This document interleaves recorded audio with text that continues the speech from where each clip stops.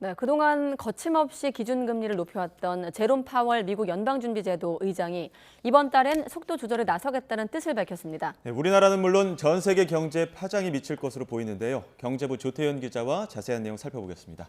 어서 오십시오. 네, 안녕하세요. 네, 파월 의장이 언제 이런 얘기 하나 우리가 쭉 기다렸는데 네. 사실 연일 매파적 발언을 내놓다가 이번에 입장이 바뀐 거네요. 맞습니다. 제가 네. 굉장히 기다렸습니다. 이런 발언들을. 지금 세계 경제가 가장 주목하는 사람이라면 역시 제롬 파월 미국 연방준비제도 의장이라고 봐야겠죠. 네. 미국이 워낙 이 통화 정책에서 세계에 미치는 영향이 크다 보니까 그러는데요.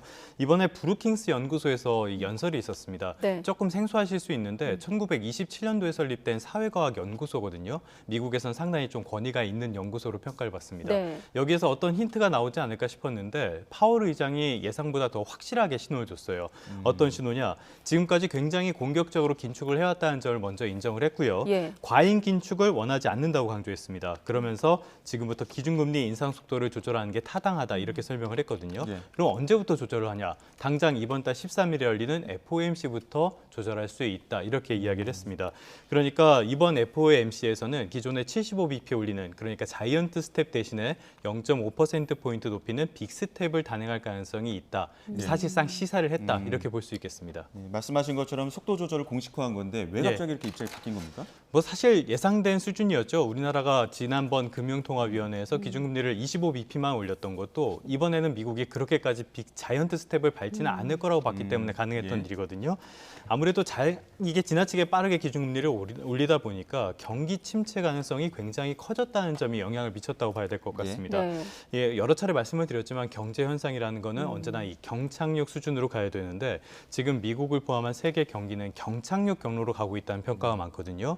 미국 연방준비제도가 1년에 8번 내놓는 베이지북이라는 경제 동향 보고서가 있습니다. 이 내용을 보면은 미국에 있는 기업들이 지금 경기의 불확실성이 더 커졌고 경기에 대한 그 부정적인 비관론들이 확대하고 있다 이렇게 답변한 네. 내용도 포함이 됐거든요. 네. 그거 외에도 연준이 바라보는 여러 지표들이 있는데요. 먼저 고용 지표가 하나 있습니다. 예. 최근에 그 노동시장이 과열 양상을 보이면서 미국의 물가를 좀 끌어올리는 측면도 있거든요. 그런데 미국의 지난달 민간 고용이 12만 7천 개가 늘었다고 합니다. 이게 한 달 전에 절반 수준이에요. 그러니까 그 고용이 약간 지금 주춤하고 있다, 과열이 식고 있다 이렇게 봐야 될 것 같은데요. 최근에 뭐 뉴스 같은 걸 보다 보시면은 뭐 아마존이나 페이스북 운영하는 메타 같은 곳에서 인력 감원에 들어갔다 이런 소식 네. 많이 접해 보셨을 겁니다. 네. 지금 노동시장이 좀 가라앉고 있다고 봐야 되고요. 또 하나가 PCE라는 지표가 있습니다. 연준이 굉장히 중요하게 보는 지표인데요. PCE가 개인 소비 지출을 말합니다. 개인 소비 지출. 예, 가계와 민간 비영리 기관이 물건을 사거나 서비스에 사용한 돈을 말하는데요. 말이 어려운데 간단하게 얘기하면 미국에 있는 개인들이 쓴 모든 돈의 합계라고 보시면 되겠습니다. 이게 지난달에 6%로 여전히 가파른 오름세를 보이긴 했는데 그래도 오름폭 자체가 상당히 좀 둔화하는 모습을 보였습니다. 자, 그럼 지금 상황이 어떻냐? 물가와 노동시장은 조금씩 잡혀가는 모습을 보이고요. 반대급부로 경기 침체 가능성은 굉장히 커진 상황입니다.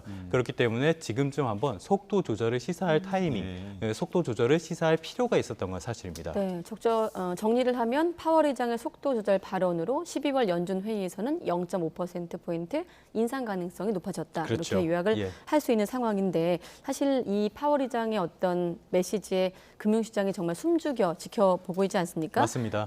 그런 반응이 좀 궁금한데 어떻게 영향을 미쳤죠? 제가 앞서 이게 예상됐던 일이라고 말씀을 드렸는데요. 네. 예상했던 일과 연준 의장이 직접 이야기를 한 거, 이건 또 하늘과 땅 차이거든요. 그렇죠. 굉장히 금융시장이 환호하는 모습을 보였습니다. 당일에 뉴욕 다우지수가 2% 넘게 올랐고요. 나스닥이 4% 넘게 급등하는 모습을 보였습니다. 그러면서 다우지수가 베어마켓이라고 하는 약세장에서 탈출하는 모습도 보였거든요. 당연히 우리 금융시장에도 긍정적인 영향을 미쳤습니다. 네. 어제 증시가 조금 올랐는데요. 막판에 그 상승폭을 대부분 반납을 하면서 그렇게 큰 재미를 보진 못했습니다. 오늘은 또 좀 부진한 모습을 보였고요. 네. 그런데 이거 말고 조금 더 관심이 가는 게 원달러 환율입니다. 최근에 미국이 기준금리를 빠르게 높이면서 우리나라의 그 원화 가치가 계속 떨어지는 모습을 보여왔잖아요. 예. 그러면서 원달러 환율이 1,400원을 넘기도 했는데 네. 어제 19원 넘게 떨어졌고 오늘 조금 올랐는데 그래도 뭐 보합 수준 정도에 머물렀습니다. 그러면서 1,200원대로 내려왔거든요. 네. 1,400원 아래까지 내려왔습니다, 지금. 그런데 이런 금융시장의 변화가 과연 추세적인 변화일 거냐 이렇게 이야기하기에는 아직은 조금 이른 것 같습니다.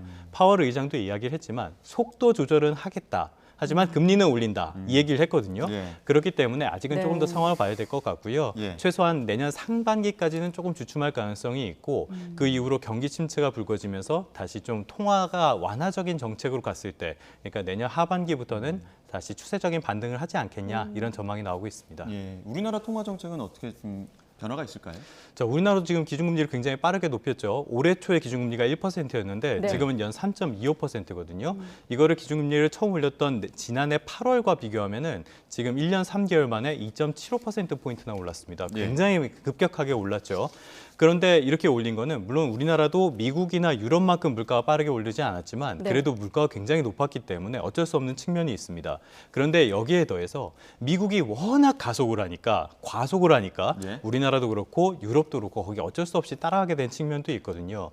지금 보면은 각국의 중앙은행들이 차근차근 점진적으로 기준금리를 올리고 싶었지 이렇게까지 급격하게 올리고 싶었던 것 같지는 않습니다. 그런 측면들이 여러 군데서 발견이 되고요. 네. 그런데 이런 기준금리를 빠르게 인상을 하는 건 미국도 유럽도 우리나라도 감당할 수 있는 수준이 아닙니다. 그러다 보니까 경기 침체 우려가 커지고 있고 네. 자금 시장이 경색되고요. 부동산이 경기 침체, 부동산이 지금 경착륙 경로로 가고 있다. 이런 우려들이 나오는 거거든요.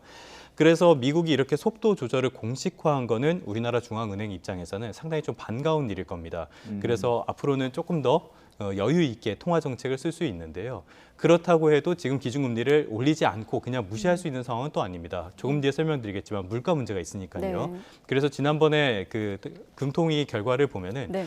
그 3.25에서 지금 멈춰야 된다. 아니다. 더 올려야 된다. 3.5까지 올려야 된다. 네. 아니다. 그보다 더 올려야 된다. 3.75까지 가야 된다. 이런 의견들이 좀 갈렸거든요. 근데 어찌 됐든 이 말을 다 종합하면은 3.5% 전후에서 그 기준금리 인상은 끝날 가능성이 크다라고 봐야 될 것 같습니다. 그러니까 네. 지금은 기준금리 인상의 마무리 단계라고 봐야 될 것 같습니다. 네. 아까 물가 얘기했기 때문에 바로 질문 드리면 여전히 높은 물가 상승률은 걸림돌인 거잖아요. 네. 맞습니다. 그 지난달 소비자 물가 상승률이 나왔는데 5%가 나왔습니다. 이게 굉장히 지금 물가 목표가 2%라는 점을 고려하면 굉장히 높은 상승률이거든요. 그럼에도 주목하는 게 이 지난달에 5.7%였으니까 네. 상당히 좀 오름폭이 축소된 겁니다. 그런 측면에서 지금 주목을 하고 있는데요. 여러 가지 측면이 있는데 네. 지금 국제 원유가 어느 정도 좀 안정세를 보이고 있죠. 이것이 하나 있고 또 농축수산물 가격이 많이 좀 하락을 했습니다. 그러다 보니까 소비자 물가가 어느 정도 안정세를 보였거든요. 그렇다고 마냥 환영할 수만은 없는 게 네. 물가 지수를 보면은 농산물이나 석유류를 제외한 근원 물가 지수가 있습니다. 이게 여전히 굉장히 높은 수준이에요. 그러니까 물가에 지금 나오고 있는데 네. 물가의 기조적인 흐름 자체는 여전히 상승을 가리키고 있다. 이렇게 볼 수 예. 있겠습니다. 예. 또 변수도 있는데요. 지금 원유 가격이 안정세에 접어든 게 소비자 물가에 어느 정도 긍정적인 영향을 미쳤는데요. 네. 이 원유 가격의 안정세가 언제까지 갈지 모르겠습니다. 예. 우크라이나 사태가 장기화되고 있고요. EU의 러시아 제재로 러시아산 원유 수입을 금지하는 조치가 조만간 발효가 됩니다. 그렇다면은 유럽 국가들이 EU 국가들이 러시아산 원유 말고 다른 나라에서 원유를 가져와야 될 거 아니에요. 너도 나도 다 원유 시장, 국제 원유 시장에 뛰어들면 어떻게 되겠어요? 가격이 오르겠죠. 예. 그리고 또 중국 문제도 있습니다. 중국이 지금 제로 코로나를 하면서 도시 봉쇄 같은 걸 하니까 네. 수요가 굉장히 악영향을 받고 있는 상황이거든요. 그런데 이런 것들이 그 지금 위드 코로나처럼 정책이 변화한다고 생각하면 수요가 굉장히 폭발적으로 늘어나게 되겠죠.